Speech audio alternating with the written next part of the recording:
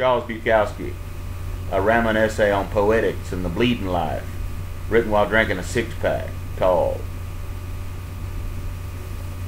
In the days when I thought I was a genius and starved and nobody published me, I used to waste much more time in the libraries than I do now. It was best to get an empty table where the sun came through a window and get the sun on my neck and the back of my head and my hands. And then I did not feel so bad that all the books were dull in their red and orange and green and blue covers, sitting there like mockeries. It was best to get the sun on my neck and then dream and doze and try not to think of rent and food and America and responsibility. Whether I was a genius or not did not so much concern me as the fact that I simply did not want a part of anything. The animal drive and energy of my fellow man amazed me. That a man could change tires all day, or drive an ice cream truck, or run for Congress, or cut into a man's guts in surgery or murder. This was all beyond me. I did not want to begin. I still don't. Any day that I could cheat away from this system of living seemed a good victory for me. I drank wine and slept in the parks and starved. Suicide was my biggest weapon.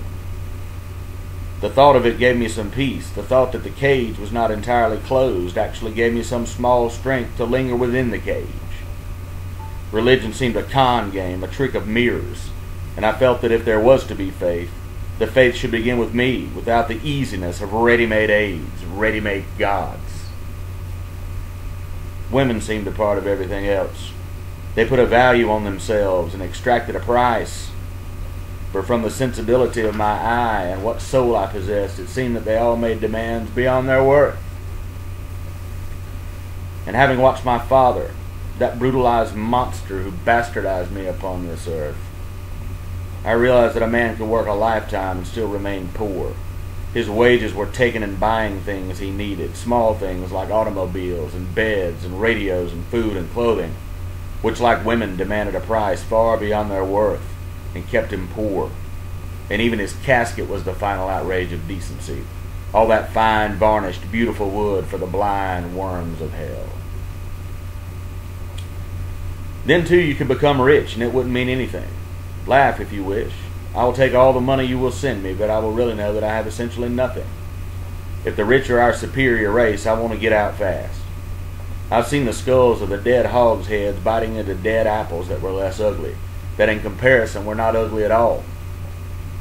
Sitting there at that library table, starving, sitting in the sun, I felt it all, the shit war, the dullness, the death, the buzzing of the flies. Then I was lost and young. Now I'm lost and old. There I sat in that library, that knowledge of generations there, and not worth a damn to me, and not a living voice in the world that had spoken anything. There I sat among all those books, and I was thinking the way they kill people, they ought to use a screwdriver and pliers and pour acid in their eyes. They ought to break their legs right off. They ought to put them in cages with tigers. The way they kill people, not one or two come out alive in a million. And who's doing it? And why? And if I left the library, I would have to walk the streets and pass doors with locks, windows that were bolted at night. Women who tilted their heads up at me because I was dressed in rags, but women who would sleep with any fat swine who owned a string of racehorses and pawn shops. I would walk through streets of dead men that moved and spoke and had names and pride and possessions, but who were really dead. Any avenue of faces would be a dream of horror, the vicious and bone-dry and shit-bowl faces. I would reel dizzy after viewing such a parade, not from hunger, but from knowing that I lived and would live forever in this life, in a world of the dead. Finally, the library being my room for the day, walls at last, no green steel or wooden slab of bench, I began to look around some more. I had begun my reading early at 14, having to hide the bed lamp under the covers to shut out the light because my father demanded lights out at 8 o'clock. So he could gather strength for the next day of being a contemporary imp of toil without meaning. Well, I began in the philosophy and religion room, and by the time I got to the current affairs room with its copies of the New York Times, I was still a poor bet for life, and the razors and the gas pipes and the bridges and Thomas Chatterton's rat poison were still arguing for first shot.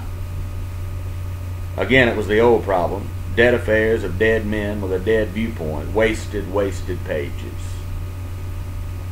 The old con game, the old joke of a knowledge that didn't really exist, dressed up in a pretty and painted terminology. Actually, almost all the time they were talking about things that had nothing to do with me. And ego be damned, what was more important, I almost said impotent, than me? I was actually bouncing up and down the teeter-totter of death, and they were talking about cupcakes in the window. Or worse, they would go through pages of fancy drivel, almost then finally touch something, and then leave off. At the time I thought they might be holding back. Now I know better, they simply had nothing to say. Yet even then I was suspect of them. I was aware of the glass prison terminology, that fancy long and twisted words were evasions, crutches, weaknesses. And so I used to think of it as bullshit padding, talking about useless things in useless terminology. Yet I was drawn into an area.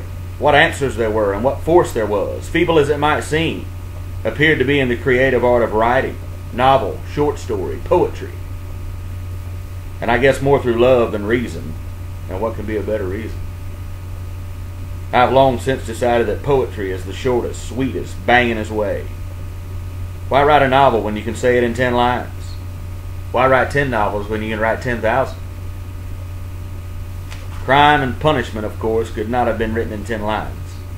And although I do not agree with the ending, which was forced by pressurized formula of our society's cant, it was a beautiful act still, and I give grace to the few novelists. But they are certainly no excuse for those 1/10 wits who follow. The 3/4 of C and P are one of the few things to keep a young starving madman alive in the dullness of our public libraries. Sherwood Anderson was good until he learned he could fool them with a pose, something first pointed out to Faulkner, one of the greatest lousiest fakes of this age, accepted grandly, and then later to Hemingway in a pose which he later fell heir to himself. Yet poetry is the big good horse in the stretch. You can't deny it. They're going to hang up his number. Get on. So I laid around there on the park benches, and I went into the librarian sniffing at my clothes, and I came across the critical articles in the Kenyon and Sewanee reviews. And for some vague reason, this stuff looks pretty good when you haven't eaten for a couple of days. I guess it's the feeling of stolidity, and I like the smell of the unread pages and that soft, hard language intermixed as if they really knew what was going on and could talk about it from a sort of facade of gentleness and learning.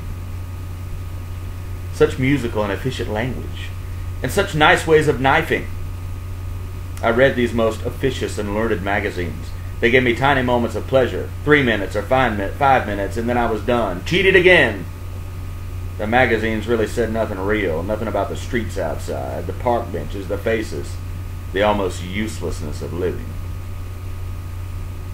They were talking about dead men who had become safe and stayed enough to talk about. I wrote short stories and printed them out in longhand because I had no typewriter and often no address, and I imagine many a fat, warm editor had his laugh and threw them away, except Whit Burnett of the Old Story magazine, who seemed interested in a kind of amused, offhand fashion. And I threw them away too when they came back, and he finally took one. Yet I had been thinking of poetry for some time. It was back there in my skull somewhere. I guess I thought of it while riding west to Sacramento with the trap gangs. I guess I thought of it while selling with public enemy number 1, Courtney Taylor. I guess I thought of it while using a borrowed portable typewriter on the top of a Filipino's head, while escaping from a smashed and drunken room in L.A. But hell, you know America. Somewhere along the line, somewhere from the schoolyard on up, they get to you. They tell you, essentially, that the poet is a sissy. And they're not always wrong. One time in my madness, I happened to take a course in creative writing at L.A. City College. They were sissies, baby. Simpering, pretty, gutless wonders. Writing about the lovely spiders and flowers and stars and family picnics. The women were larger and stronger than the men, but they wrote just as badly. They were lonely hearts, and they enjoyed being together. They enjoyed the tight little chatter. They enjoyed their angers and their stale, dead, unoriginal opinions. The instructor sat on a hand-knitted rug in the center of the floor, his eyes glazed with stupidity and lifelessness, and they gathered around him, smiling upward at their God. The women with their large skirts flounced, and the men with their tight little male buttocks reamed out with joy. They read to each other and giggled and simmered and drank tea with their cookies. Laugh. I sat alone against a wall, hollow-eyed and pissed, and tried to listen, and I realized that even when they argued with each other, it was still some kind of truce between limited minds. Bukowski, the instructor, asked me one day, "Why don't you ever say anything? What do you think?" "It's all crap," I said. "Everything that's been said in this room is crap." And that was the best poem of the semester. 3 weeks later, after some luck with the dice and the urinal in the local bar, I was sleeping on the sands of Miami Beach and working as a part-time stock boy for De Primas. It's like the old weather gag. Everybody talks about poetry, but nobody can do anything about it. Well, generally, and more so than in the other arts, we ball and jack with traditions too much. I don't see why the written word cannot be made as pain or sound. Certainly we have no excuse to linger in the rut and let the other arts take the play away from us. But tradition has worked, and the apes are working their way toward hurrah, hurrah, hurrah, carefully. Tradition is tough, sweetheart. If you've got a hangover, you take a seltzer. If you want to write a poem, you reread your Keats and Shelley. Or if you want to appear modern, you reread your Auden, Spender, Eliot, Jeffers, Pound, and W.C. Williams and your EEC. The whole game stinks. There aren't 5 men in the land who can lay down 4 real lines. The game still belongs to the sissies, the stargazers, the lesbians, and the English teachers. Call me a hardhead if you wish. Uncultured, drunken, whatever. The world has shaped me, and I have shaped what I can. I've carried the bleeding half-steer on my shoulder that was alive a minute ago and swung him to the dull hook on the truck roof through Gristle. I've entered the women's can with a mop while you slept. I've rolled and been rolled. I prayed to a tote board. I've been blackjacked in a pisser for making a play for a gangster's mall. I was married to a woman with $1 million and left her. I've crawled drunken in alleys from coast to coast. I've pumped gas, worked in a dog biscuit factory, sold Christmas trees, even been a foreman. I've been a truck driver. I've guarded the door looking for boots in a Texas whorehouse. I lived a year on a yacht by learning how to start the auxiliary engine and by making love to the woman of a rich madman with one arm who thought he was a genius at playing the organ, and I had to write the words for his damned operas. I was drunk most of the time, and he was drunk most of the time, and it worked until he died, but why go on with the rest? The subject is poetry. The subject is dull. Poetry must write itself. Whitman had it backwards. I'd say that to have great audiences, we must first have great poetry. I've never said this before, but I'm now high enough as I write this to perhaps say that Ginsberg has been the most awakening force in American poetry since Walt. It's a goddamn shame he's a homo. It's a goddamn shame Gannett is a homo. Not that it's a shame to be a homo, but we have to wait around and let the homos teach us how to write. Whitman, I understand, used to chase the sailors. That manly face with those nice white whiskers of contemplation, with that beautiful face, chasing sailors. Can you blame the schoolyard boys for saying that poets aren't sissies? Excuse me. Can you blame the schoolyard boys for saying that poets are sissies? Can't you see Whitman pitching a dull sailor's leg and grinning? Can't you see the rest? The rest of you, the 1 or 2 of you, must come around. I figure I'm writing pretty good stuff, but not nearly good enough. But I'm getting old, drink too much, talk too much, and it's time for some surly hardhead to come on through. Make it last, those tough-faced schoolboys. Put down their fists and their bats and their rocks and listen to the real strong. E. Cummings and Brahms. Out front, in front of the whorehouse in high school. Old Ezra coming home at age of 100, tattooed with Chinese hieroglyphics, and being elected governor of New Hampshire. And now I hear the old woman in the next room rocking my child in the rocker. Squeeze, squeeze, squeeze. It's good, and yet it's a shame what they do to men, and it's a shame what they've done to me. As careful and careless, and I have been. I would say that a poet must be careful with his occupation and with his cock and with his ego if he is to survive more than just a moment. But first of all, cancel your subscription to the Kenyon Review and come here to Olay, where you have to squint at what you read and laugh because we can't spell or punctuate.